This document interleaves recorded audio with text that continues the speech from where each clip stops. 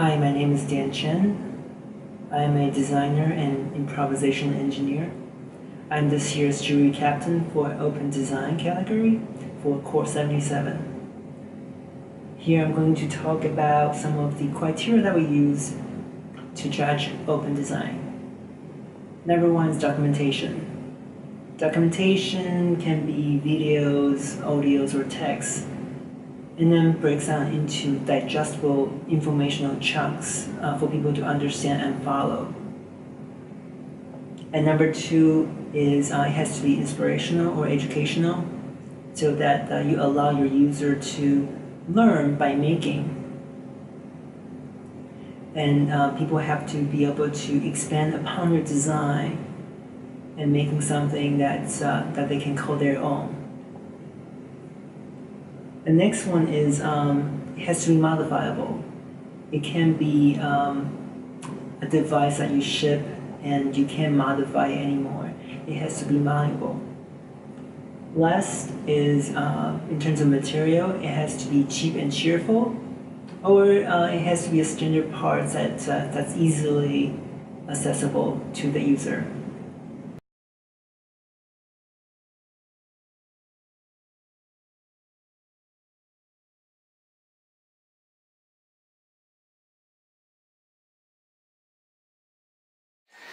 I am happy with the coherency in our jury selections. I think that we put a lot of emphasis on the openness of the design and also its remixability and how it was able to be used in other contexts.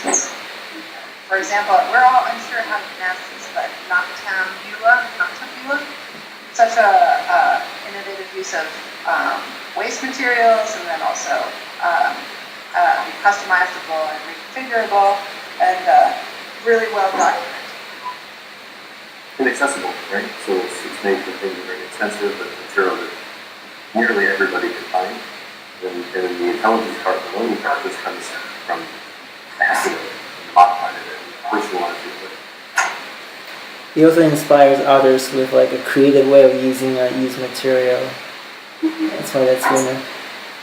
Inspirational piece, and it's also a piece that can get put out in the field right away. I suspect it's the people that are using Tetra Pak already in their packaging of something like this. And very excellent use of the Tetra Pak material using all three layers beside there for alternatives. What's also super exciting is how you could sort of embed other uses in some of this currently already shipped, right? There's material streams and shipping streams for all these products. All of a sudden, you could sort of jump into, right, take advantage of it. Alternative use. Little Robot Friends. I like that one because it's got this piece of, it inspires others to sort of use parts to create different narratives and storylines, using sort of electronic parts to sort of put together a story based using light sensors and whatnot. Yeah, without necessarily using a whole lot of new technology or totally different things. I think it's like a really well-packaged curriculum for kids to play around with the space and the introduction of character as a way to think about input and output devices and the customization of the faces. I think made it a really well-packaged curriculum. I like the fact that it encourages kids to get hands-on with robots early, and it presents robots as something that's fun and so I like. And good use of materials, the characters were fun, that's something that I can see kids playing with. Alright, next up, Tapu Tapu. Sure, but I think part of the reason it didn't become a winner is that this is a little bit more of a buy-in. I think there was a Robot Friends mixed with a reuse and remade material, and it needs a little more hackability. Definitely. The third one, Tapu Tapu. I mean, it's super cool, right? Helping somebody understand their environment better. You'll download the OBJ file was sort of for me. It's a really well executed website too. Well documented as well. Modular greeting system. I can start that one. So that was one that I particularly liked. To me, I think it's a great way to construct spaces easily. I thought it was a good use of materials, and I think that it's the kind of product that doesn't need an instruction manual. So pretty much anyone can work with that and start. Funny name too, Wikigers. I like the way that it's like using sort of cheap materials and it's engineered in a way that everything fits together. I wish there's more of like different variety of attachments for the whole structure. That would be golden. Yeah, if you could go make corners or build other parts or windows or other things into the structure, it would have been cooler. If the OSB was somehow also pegboard. It's a good start for a bigger thing. Play palettes. It's good to think about other kinds of communities when designing. And while it's maybe not totally executed or deployed, it's still an interesting use as, capitalizing on an economy of skill like the palette to be like a game. I think it's good. Yeah, the motivation behind it is getting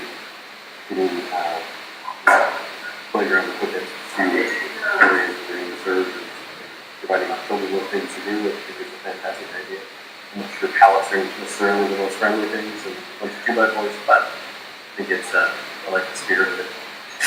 Yeah, I like how they take boring, mundane thing into something playful and cheerful. Sure. Social furniture.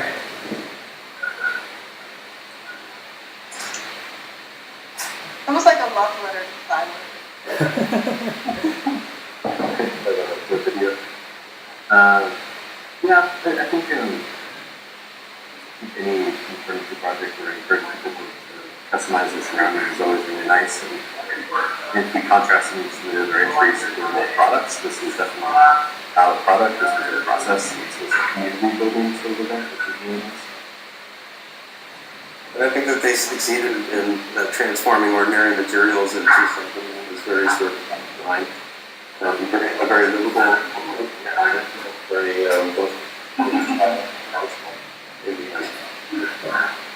Co-roads. I like it's using like the physical sort of tangible medium to sort of help student coding and then sort of understand the way that sort of the code works through a system in sort of physical space. Yeah, this is super fun project. I wanted them to be on magnets so you could put them on a fridge, Oh, yeah. but otherwise, super fun. very, very fun. Love the idea of turning decision making into a game.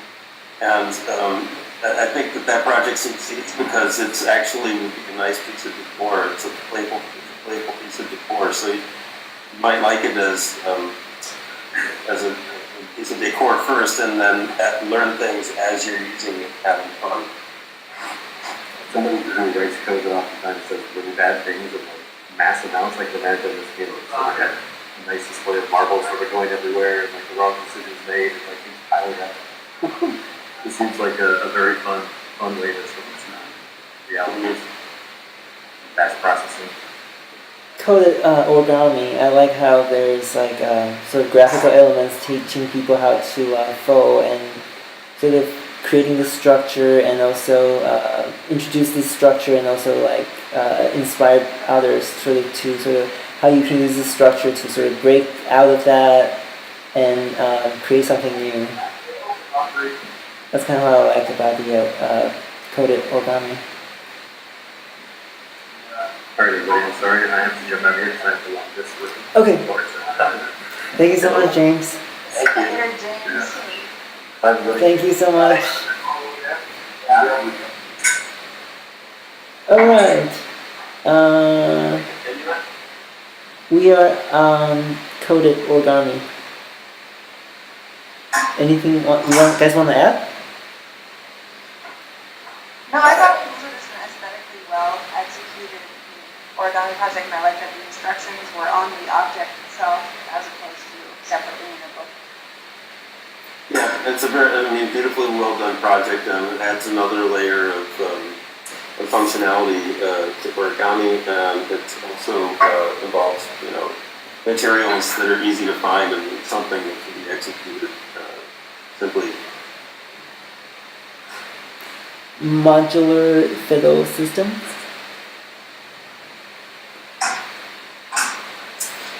Okay, I'll start there. Very interesting concept of being able to create a modular instrument. Well thought out and well executed. And lots of material exploration, which is great. Good material exploration. And also opens up for different hacks, for different, you can swap out different materials for different sound. I also like kind of the marrying of the technological 3D printing and stuff in this Eastern traditional music making instrument. I like that contrast, yeah. And inspiring. So this concept of a modular made instrument could be expanded into many different areas, many different instruments, or new instruments. Yeah. 3D printed centrifuge. Why do you like the centrifuge?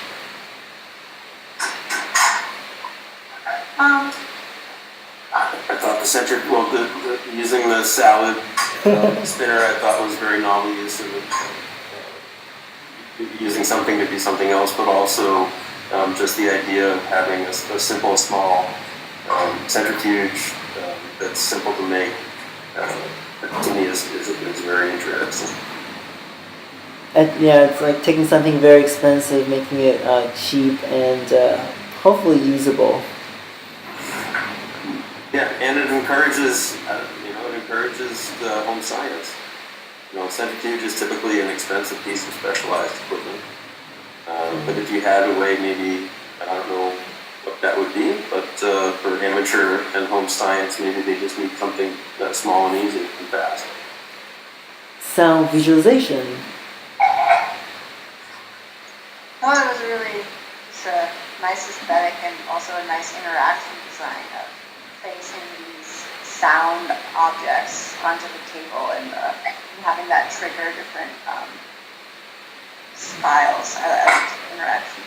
I like how it's taking, like something tangible and then you can see that's visual, also structural, and turning into something invisible, which is the sound.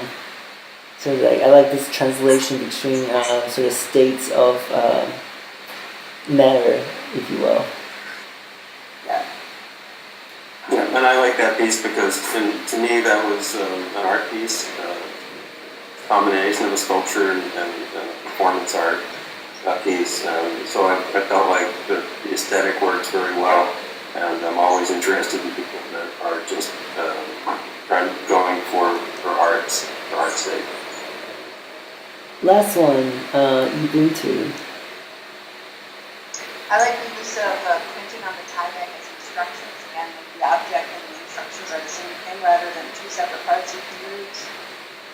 I like the graphic design and in contrast with the low-tech bamboo.